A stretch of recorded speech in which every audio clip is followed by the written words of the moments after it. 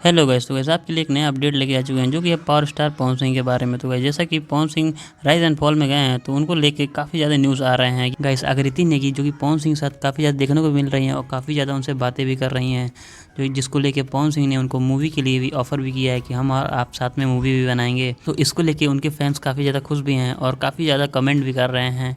और अगर आप MX प्लेयर पे देखें तो चारों तरफ पवन सिंह के ही फैंस दिखेंगे आपको। गाइस बात करें पवन सिंह के गाना का, तो क्या आपको भी लगता है कि जितने भी लोग शो में गए हैं वो पवन सिंह का गाना एक भी बार इसके पहले नहीं सुने होंगे? क्योंकि जो पवन सिंह के इतने तगड़े तगड़े गाने हैं, क्या लगता है आपको कि ये लोग पवन सिंह को इसके पहले जानते ही नहीं होंगे?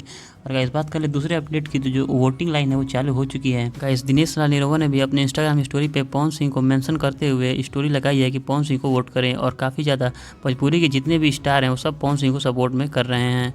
और गाइस अगर आपको भी पवन सिंह को वोट करना है तो आप अमेजॉन MX प्लेयर पे जाके वोटिंग लाइन पे जाके पवन सिंह को वोट कर सकते हैं। और आप ऐसे ही नए नए वीडियोज़ के लिए हमारे चैनल को सब्सक्राइब कर लें। मिलते हैं आपको उसी नए वीडियो के साथ।